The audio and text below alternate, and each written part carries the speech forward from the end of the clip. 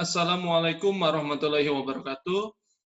Salam sejahtera untuk kita semua. Tabipun, rekan mahasiswa yang terhormat, apa kabarnya semua? Semoga dalam keadaan sehat walafiat dan tetap semangat dimanapun kita berada. Pada sesi kali ini, saya akan melanjutkan topik pembahasan kita terkait dengan otonomi daerah, di mana pada sesi sebelumnya saya sudah menjelaskan tentang sejarah pemerintahan daerah di Indonesia, dan pada kali ini, saya akan secara fokus mencoba menjelaskan istilah dan definisi dari otonomi daerah. Di mana seperti yang kita ketahui bersama bahwa otonomi daerah di Indonesia itu baru terselenggara di tahun 2004 dengan lahirnya Undang-Undang 32 tahun 2004 tentang pemerintahan daerah. Dikarenakan karena sebelum tahun 2004, rezim pemerintahan Indonesia itu menggunakan sistem pemerintahan yang sangat sentralistik, di mana sistem pemerintahannya terpusat dan dipegang secara penuh kewenangannya oleh pemerintah pusat. Barulah di tahun 2004, pemerintah Indonesia melakukan proses penyerahan wewenang sehingga melahirkanlah yang disebut dengan otonomi daerah, di mana dasar hukumnya itu berdasarkan Undang-Undang 32 tahun 2004 tentang pemerintahan daerah. Lalu muncul pertanyaannya, apa yang dimaksud dengan otonomi daerah? Otonomi daerah itu terdiri dari dua kosakata. Ada kosakata otonomi dan kosakata daerah. Di mana secara harfiah, bahasa Yunani terkait dengan otonomi ini berasal dari kosakata autos dan nomos. Atau sebagian ahli mengatakan ini berasal dari kosakata autos dan namos. Jadi kalau kita merujuk kepada bahasa Yunani ini, di mana autonomi itu berasal dari kosakata autos dan nomos. Autos berarti sendiri dan nomos berarti aturan. Nah, kalau kita merujuk kepada kosakata autos, kenapa dikatakan sendiri? Karena memang sesuatu hal itu bisa dilakukan secara mandiri, tanpa memerlukan bantuan secara ekstra dari unsur atau komponen-komponen lain. Dengan kata lain bahwa hal ini dapat dilaksanakan secara mandiri tanpa memerlukan bantuan dari komponen-komponen lain. Sedangkan nomos atau namos itu berasal dari kosakata aturan atau undang-undang, di mana aturan di sini diartikan sebagai kewenangan untuk mengatur sendiri. Nah, terkait dengan penggunaan kosakata autos dan nomos yang apabila kita coba gabungkan kosakata autos yang berarti sendiri dan nomos yang berarti aturan, maka dapat dikatakan bahwa otonomi atau autonomi dalam bahasa Yunani tadi itu dikatakan sebagai kewenangan untuk mengatur sendiri atau membuat aturan sendiri untuk mengurus rumah tangganya. Nah, dengan kata lain, ya, dapat dikatakan bahwa otonomi di sini berarti dapat membuat aturan sendiri untuk mengurus dan mengatur rumah tangga sendiri. Itu pengertian dari otonomi. Sedangkan yang disebut dengan daerah adalah kesatuan masyarakat yang mempunyai batas-batas wilayah. Dengan kata lain, bahwa daerah ini adalah gabungan dari beberapa kesatuan masyarakat yang memiliki batas wilayah yang sama, sehingga melahirkanlah dan terbentuknya suatu daerah. Nah, apabila kita coba merujuk lebih dalam, daerah yang dimaksud adalah daerah yang memiliki batas wilayah dan memiliki wewenang untuk mengatur dan mengurus urusan pemerintahan dan kepentingan masyarakat setempat. Dengan kata lain, bahwa daerah di sini adalah daerah yang bersifat ya otonom. Daerah yang bisa mengatur dirinya sendiri, daerah yang bisa mengurus rumah tangganya sendiri, serta berwenang untuk menyelenggarakan urusan pemerintahan sekaligus kepentingan masyarakat setempat. Sehingga ya, apabila kita coba gabungkan kosakata otonomi dan daerah, maka bisa saja melahirkan definisi-definisi yang sangat beraneka ragam.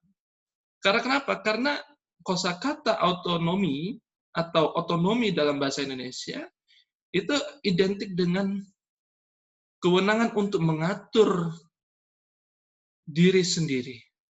Sedangkan daerah adalah kesatuan masyarakat yang mempunyai batas wewenang tersendiri. Sehingga banyak para ahli mencoba mendefinisikan apa yang dimaksud dengan otonomi. Di antaranya, apabila kita coba melihat dan merujuk pendapat dari Van der Pol, di mana Van der Pol pernah menjelaskan bahwa otonomi daerah adalah menjalankan rumah tangganya sendiri, atau eigen huishouding. Ya, kenapa dikatakan menjalankan rumah tangganya sendiri? Karena dengan adanya otonomi daerah, maka sesungguhnya daerah tersebut dapat menjalankan urusan terkait dengan kepentingan daerahnya, urusan yang berkaitan dengan rumah tangganya. Sehingga melahirkanlah bahwa otonomi daerah adalah menjalankan rumah tangganya sendiri. Di lain pihak, Philip Mahmood pernah menjelaskan bahwa apa yang dimaksud dengan otonomi. Di mana menurut Philip Mahmood, otonomi adalah pemerintah daerah yang mempunyai kewenangan sendiri, di mana keberadaannya terpisah dengan otoritas yang diberikan oleh pemerintah untuk mengalokasikan sumber material yang bersifat substansial mengenai fungsi yang berbeda. Nah, apabila kita mencoba merujuk pada pendapat Philip Mahmood ini, dapat dikatakan bahwa otonomi daerah adalah pemerintah daerah yang mempunyai kewenangan sendiri, di mana keberadaan dari pemerintah daerah itu terpisah dan tidak dapat diintervensi oleh pemerintah pusat, ya, untuk mengalokasikan sumber material yang bersifat substansial mengenai fungsi yang berbeda. Di mana maksud Philip Mahmood di sini adalah bahwa otoritas pemerintah pusat telah menyerahkan sebagian urusan pemerintahan kepada pemerintah daerah untuk diselenggarakan secara mandiri berdasarkan kepentingan masyarakat setempat. Dengan kata lain, pemerintah pusat melihat bahwa kepentingan masyarakat setempat tidak bisa digeneralisir dengan kepentingan pemerintah pusat. Nah, oleh karena itu, menurut Philip Mahmood, bahwa yang dimaksud dengan otonomi daerah adalah keberadaan pemerintah daerah itu mempunyai kewenangan yang terpisah dengan pemerintah pusat dalam rangka pemerintah daerah untuk mensejahterakan masyarakatnya. Nah, ini pendapat dari Philip Mahmood. Selanjutnya, ada seorang ahli, Vincent Lemaitre, pernah menjelaskan bahwa otonomi daerah merupakan kebebasan untuk mengambil keputusan. Keputusan di sini dapat berupa keputusan politik maupun keputusan administratif dengan tetap memperhatikan peraturan perundang-undangan.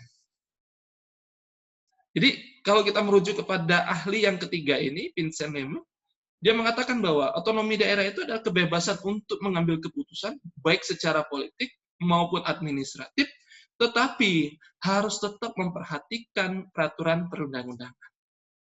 Nah, berdasarkan tiga ahli ini, tidak komprehensif apabila kita tidak coba menggunakan apa yang dimaksud ya otonomi daerah berdasarkan undang-undang. Karena kenapa? Karena negara Indonesia adalah negara hukum. Maka pendefinisiannya juga harus berdasarkan kepada peraturan perundang-undangan.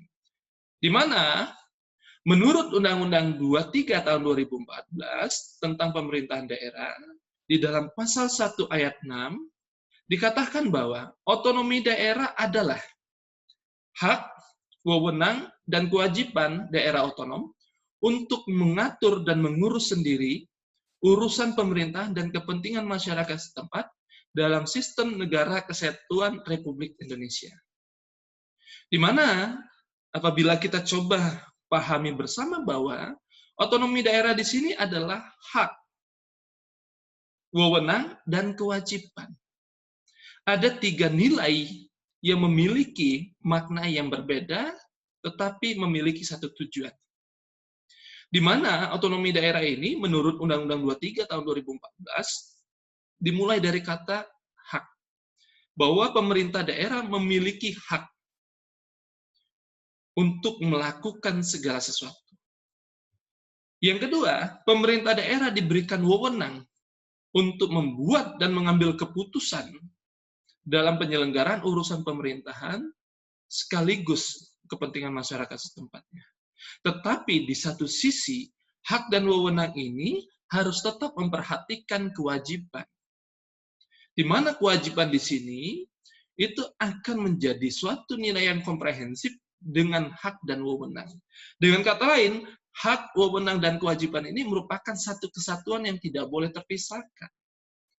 Karena kalau terpisahkan, maka akan melahirkan pemahaman yang sangat sempit. Oleh karena itu, di dalam Undang-Undang 23 tahun 2014 ini dikatakan bahwa otonomi daerah adalah hak, wewenang, dan kewajiban dari daerah otonom, dalam hal ini pemerintah daerah, untuk mengatur dan mengurus urusan pemerintahan. Jadi fokus yang pertama dalam otonomi daerah itu adalah mengatur dan mengurus urusan pemerintahan. Mulai dari membuat anggaran daerah, mulai dari membuat peraturan daerah, sampai dengan program-program daerah. Tetapi di satu sisi, menurut Undang-Undang 23 tahun 2014 ini, otonomi daerah juga harus mementingkan kepentingan masyarakat. Nah, di sini harus mendahulukan kepentingan masyarakat. Masyarakatnya mana? Masyarakat setempat. Jadi dengan kata lain, selain ya daerah otonom diberikan hak, wewenang, dan kewajiban untuk mengatur dan mengurus rumah tangganya sendiri melalui urusan pemerintahan, tetapi di satu sisi dia juga dibebankan untuk mengatur dan mengurus sendiri kepentingan masyarakat setempatnya. Dengan kata lain, bahwa otonomi daerah yang seluas-luasnya, nyata, dan bertanggung jawab, ini harus memiliki output kepada kepentingan masyarakat setempat.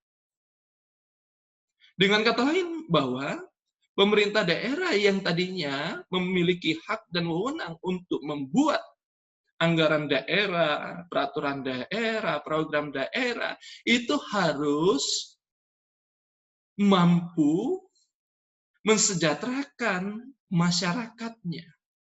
Dalam hal ini masyarakat setempat dari kabupaten kota tersebut. Nah, jadi fokus utama dalam otonomi daerah itu selain mengatur dan mengurus urusan pemerintahannya sendiri, tetapi ada nilai yang tidak boleh terlupakan oleh setiap pemerintah daerah, yakni ya, ada kewajiban ya, hak maupun wewenang dari pemerintah daerah untuk mengurus dan mengatur kepentingan masyarakat setempat. Dengan kata lain, ketika mengurus urusan pemerintahan dan kepentingan masyarakat setempatnya secara sendiri dan mandiri, ya, maka diharapkan munculnya kesejahteraan. Kesejahteraan di sini adalah kesejahteraan bagi negara maupun kesejahteraan bagi warga negaranya. Ini dalam konteks ya, ketatanegaraan yang kita kenal dengan istilah welfare state atau negara kesejahteraan. Tetapi yang harus diingat dalam mewujudkan welfare state tadi, otonomi daerah di Indonesia harus tetap mengedepankan sistem negara kesatuan Republik Indonesia. Dengan kata lain, sekalipun daerah memiliki hak dan wewenang dan kewajiban untuk mengatur dan mengurus rumah tangganya sendiri maupun kepentingan masyarakat setempat, harus tetap memperhatikan sistem negara kesatuan Republik Indonesia. Sekalipun diberikan kewenangan yang seluas-luasnya nyata, tetap harus dipertanggungjawabkan dalam konsep dan bentuk kesatuan Republik Indonesia. Nah, oleh karena itu, ya, sebagai kesimpulan kita pada hari ini, ya, bahwa yang dimaksud dengan otonomi daerah adalah ya, hak, wewenang, dan kewajiban dari suatu daerah untuk mengatur urusan pemerintahannya, sekaligus kepentingan masyarakatnya dalam rangka mewujudkan kesejahteraan. Di mana kesejahteraan tersebut harus memperhatikan nilai-nilai negara kesatuan Republik Indonesia. Demikian yang bisa saya sampaikan, lebih dan kurang saya mohon maaf. Untuk pembahasan lebih lanjut, nanti kita lanjutkan pada sesi selanjutnya. Atas perhatiannya diucapkan terima kasih. Assalamualaikum warahmatullahi wabarakatuh. Salam sejahtera untuk kita semua. Tabipun.